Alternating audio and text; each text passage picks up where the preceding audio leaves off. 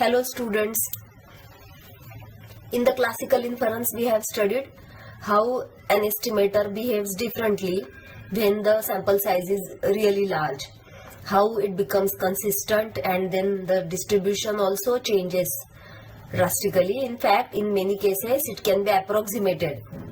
The distribution of the estimator can be approximated by normal distribution. So this property we call as CAN property, or consistent and asymptotic normal estimator. So what can be said about the same in case of Bayesian inference? What can be said about the posterior distribution if we have a large sample from the distribution, from the underlying distribution of the data? So let us consider this problem. So let us discuss about the consistency and asymptotic normality of posterior distributions. So suppose we have generated data from density fx given theta like this. So suppose theta naught is the true parameter value. Now what can be said about this point theta naught if the sample size is large and if the prior distribution is, say, pi theta? Now in Bayesian inference what happens is whatever prior information we have about theta, that gets represented through pi theta, and then once the data on the x is made available to us, we compute the posterior distribution, and then the posterior distribution actually represents the updated information about the parameter.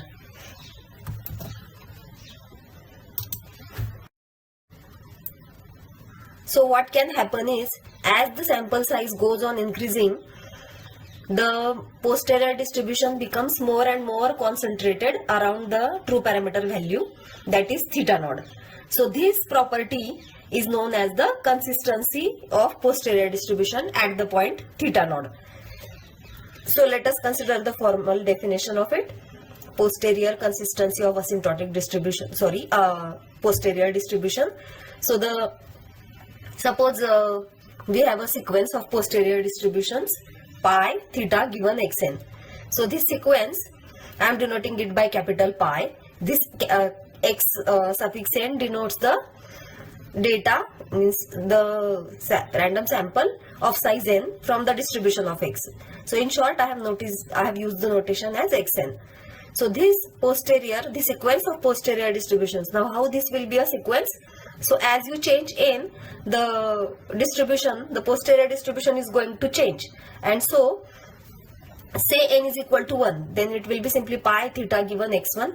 Say n is equal to 2, then it will be pi theta given x1, x2, and so on.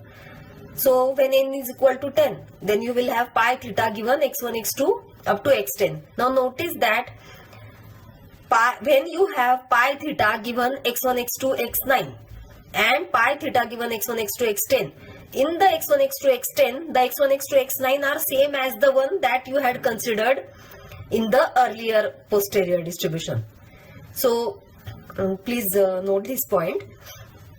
So this posterior is said to be consistent at some point theta naught in the parameter space if for every neighborhood of theta naught this sequence goes to 1 as n tends to infinity with probability 1 with respect to the distribution under theta naught. So what is the meaning of this?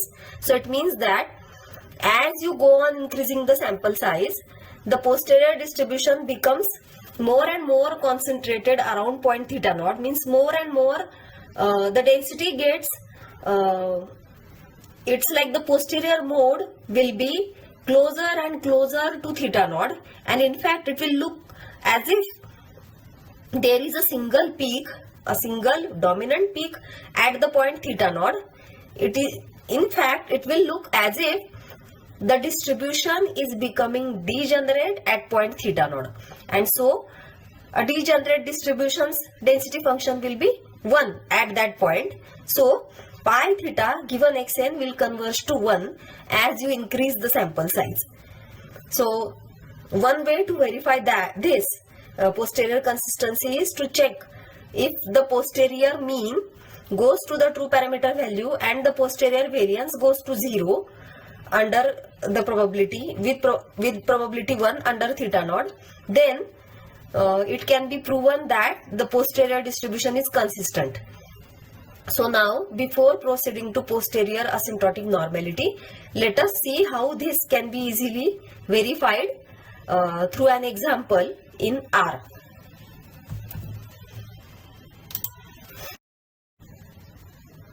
So this is the example I was mentioning. So suppose Xi is represent a random sample from Bernoulli distribution with probability of success as theta. Now suppose theta has beta density as prior density. In fact, suppose the prior density is beta 11, then the posterior density of theta will be again beta with parameters n x bar, which is summation of xi plus 1 and n into 1 minus x bar plus 1. So assuming this setup, now let us try to check whether this is consistent. This is consistent at theta naught or not. Theta naught is any point in the parameter space. So in order to verify the posterior consistency of this, in this case, I have written an R code. So what we do is we go on generating random samples of different sizes, and then we plot the posterior distribution in each case, and then we see how it is behaving. So I have taken sample size starting from 500 and it goes on up to 3500, and so n is, here is the code, n is the sequence starting with the number 500 and it goes up to 3500, and each time I am increasing it by 1000. So it will be like 500, 1500, then 2500 and 3500. So these many values n will have. So for each value, now what we are going to do is we are going to plot the posterior distribution, and then we will see how it looks. So so now to plot these PDFs, posterior PDFs, we need to store the values somewhere, na? Means first we need to compute the posterior PDF and for different values in the interval 0 to 1, that is because posterior density is beta. So for different values in the interval 0 to 1, we will compute the different posterior densities, and then these values will be stored in a matrix. So this matrix I am calling, or I am saving here in the PDF.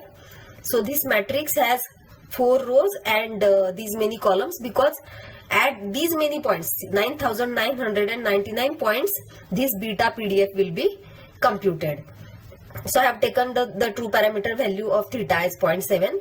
Now here is the for loop in which I will be computing the posterior PDF every time. So first what we need to do is we need to generate a random sample from Bernoulli distribution. So here it is. So first we will take the because there are 4 values here, so I is going from 1 to 4. Now n1 will be 500, n2 will be 1500, n3 will be 2500, and n4 will be 3500. So 4 graphs we are going to get. So now because x bar will be needed, so I am computing it and saving it in t. Now p represents the values in the interval 0 to 1, which I just mentioned. So it starts from 0.00012 and it goes up to 0.9999, and every time now I'll be increasing it by this 0.0001. So I'll have this p will be 0.0001, 0.0002 and so on, and it will go up to this point. So in all there are 9999 values in P, and so we have these many columns in P in this matrix PDF. So basically what will happen is, because only 4 rows are there, so for and 4 values of n we have considered, 4 different values for n. So for every value of n, one posterior distribution we need to compute. So those values, the densities are stored in each row of this matrix. So say for example n you have taken as 500, then for n equal to 500 and for p equal to So for n equal to 500, we generate one random sample from X, and then what we do is we compute the PDF for all the values of posterior PDF for all these values, taking this random sample, and then we save it in the corresponding row. So when n is equal to 500, it will be saved in the first row. When n is equal to 1500, it will be saved in the second row, and so on. So that is why the dimensions of the matrix needs to be specified very clearly. So this P we could have put outside the loop, but it's okay. So and here the loop is complete, and then we are plotting these PDFs, and we are adding lines for the different posterior PDFs to the same graph. So see, this is how it looks. So you can notice the black one is corresponding to n PDF 1, means first row of the matrix, means n is equal to 500. So the black is for n is equal to 500. See, this one is the black. I hope you are able to see this. I think now this is better. So this one is the black one. Then the blue one is for n is equal to 1500. So see, blue goes a bit closer to the posterior mode. Then green is for n is equal to 2500, and finally the red one, the narrowest one, the one which is more concentrated around 0.7. See, you can notice it easily. So it is denoted by this red graph.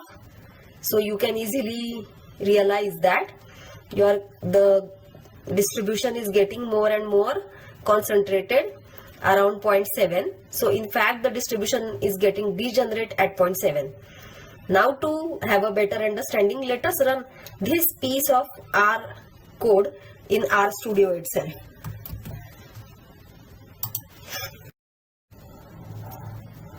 So here we are in RStudio. I have opened this file. The PDF file is actually created from this R Markdown file. So the R Markdown file I have opened here. So in R Markdown you can combine the LaTeX and R. You can create lecture notes by putting LaTeX and R together. So another lecture we will have on the R Markdown, how to use R Markdown and all. Let us now focus on this. So let us run this code line by line. Either you can run it like this, or you can simply click on this and run the entire block of these many R commands.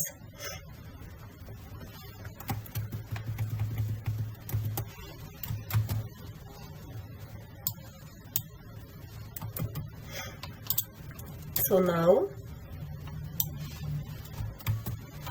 see, here the graphs have appeared. Now I hope you are able to see.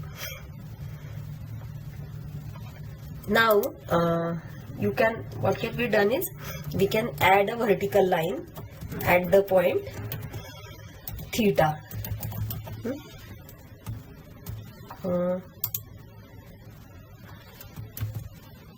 No, we will have to run again all these together. Now see. Now can you see that the density is getting concentrated at point theta naught? In fact, if you increase further, say, what will happen if the so let us do one thing. Let us take sample size as here at most it was 3500. So let us take it as 5000 or 7. Say let us take 5000 and let us see what happens then.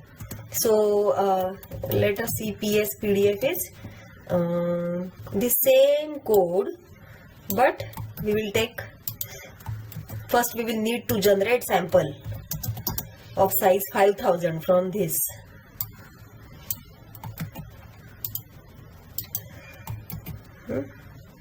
Let us take it as 5000. Now here don't forget to change this to 5000.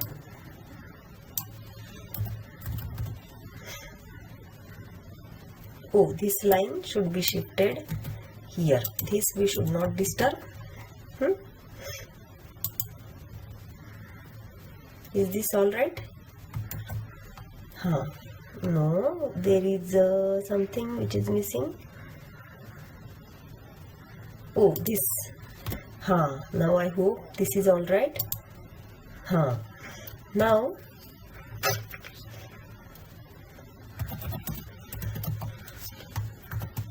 lines P, PS, PDF, color equal to maybe gray, type equal to L, line width equal to 0.5. So now let us see. Let us first run this.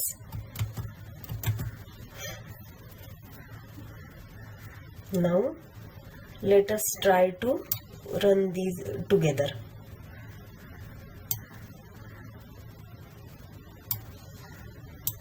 This I'll have to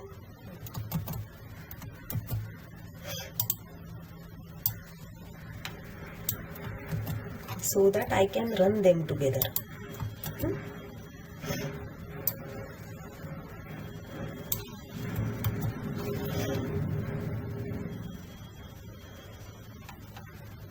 See, can you see the gray line going so close to the vertical black line?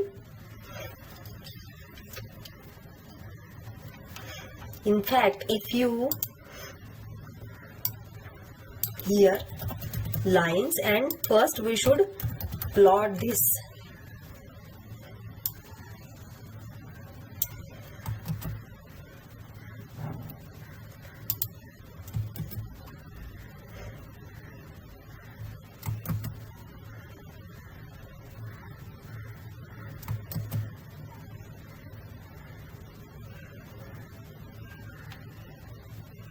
This one I want to copy. So first we will plot this. This I don't need right now. These two, okay, let it be there. Now let us try to see the graph again.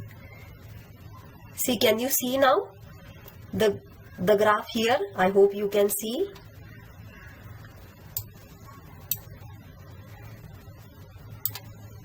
Okay, the size of the graph is not changing. So I hope this gray, can you see? It is so close, so it is becoming more and more closer to this, na? So suppose we don't plot these many lines.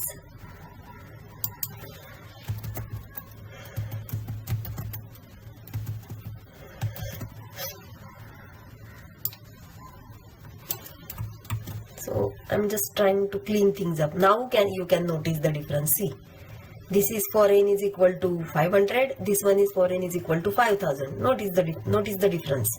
Now if you change the size to say 7000,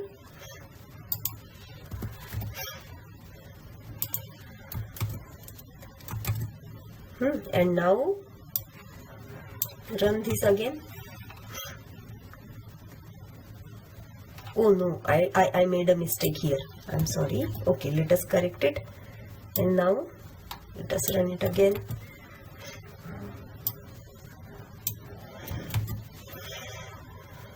See, so it's like getting more concentrated, na? So if you take n is equal to 10,000, it will be looking like a degenerate distribution.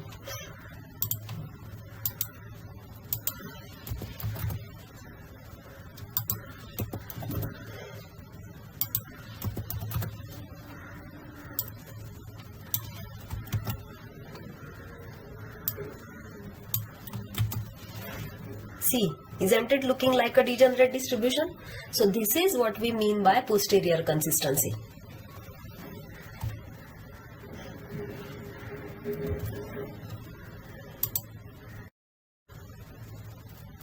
So we are done with consistency of the posterior distribution. What can be said about its asymptotic normality? So suppose theta curl and theta hat are the posterior mode and maximum likelihood estimators.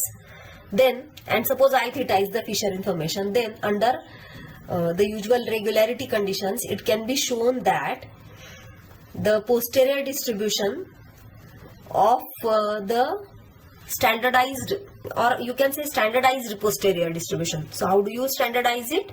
So here it is. It is this Zn represents the standardized version of posterior distribution, where you are multiplying theta minus theta hat by root of In curl. Now what is In curl? So In curl gives you an estimate of Fisher information.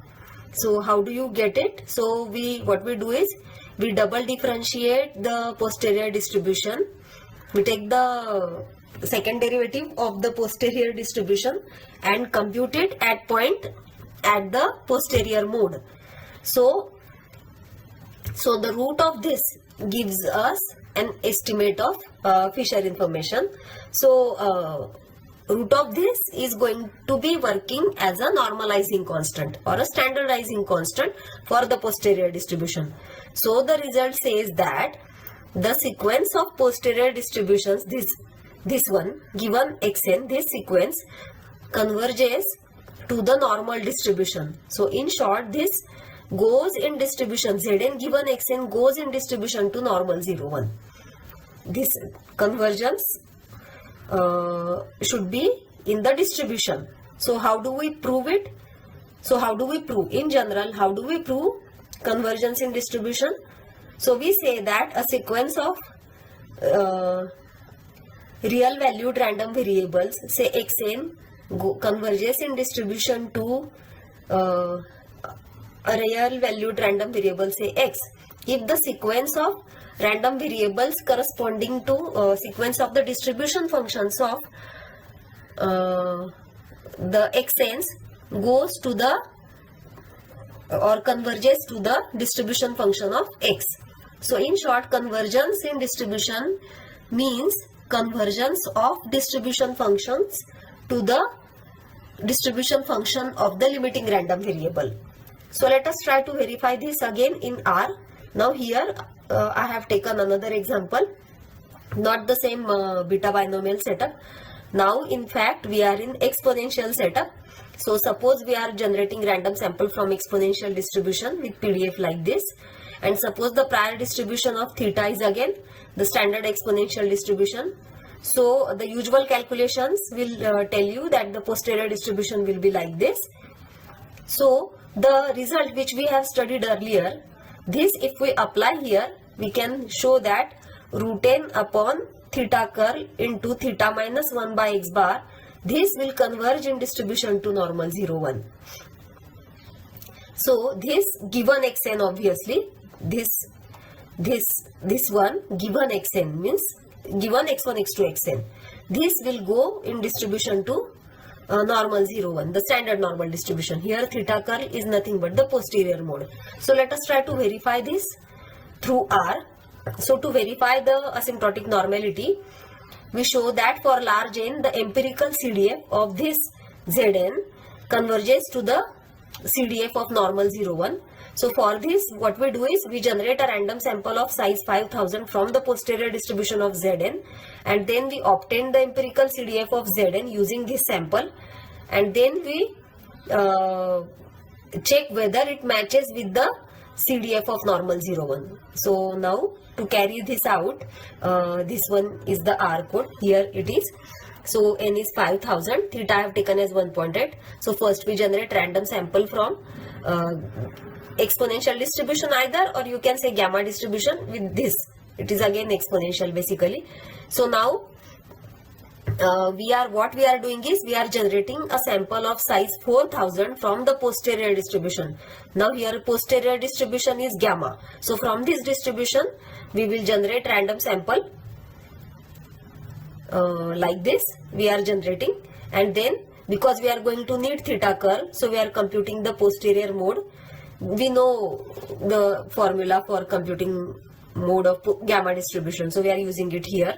So then what we do is we standardize this posterior by this one. So we are computing Zn here basically. Now we want to obtain the empirical CDF. So how do we obtain the empirical CDF? One way is, because we are going to compare it with the CDF of normal 01, and normal 01 99.73% values lie in the interval -3 to 3. So what we do is we consider a sequence of values in the interval -3 to 3, and for each value in this sequence we compute the empirical CDF using this sample from posterior distribution. Then for the same point we compute the CDF of normal distribution, and then we check them, we see how much close they are. So this can be done through this set of simple commands in R. So T is the required sequence, Ft is the empirical CDF. So in Ft we are going to save the empirical CDF of Zn. In phi t we are going to save the CDF of normal 01.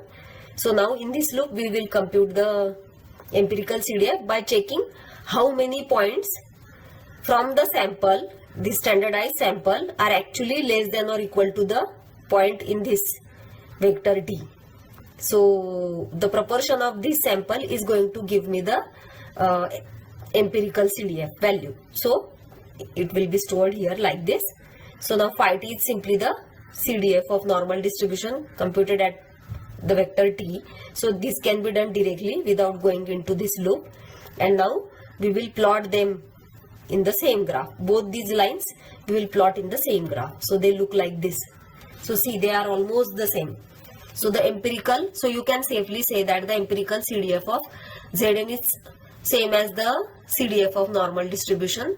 So you can say that the asymptotic normality has been verified in this case. So we can conclude that the posterior distribution in this case is asymptotically normally distributed. So I hope you have understood the concept of consistency and asymptotic normality of the posterior distribution. If you have any queries, feel free to contact me through the email or message me on WhatsApp.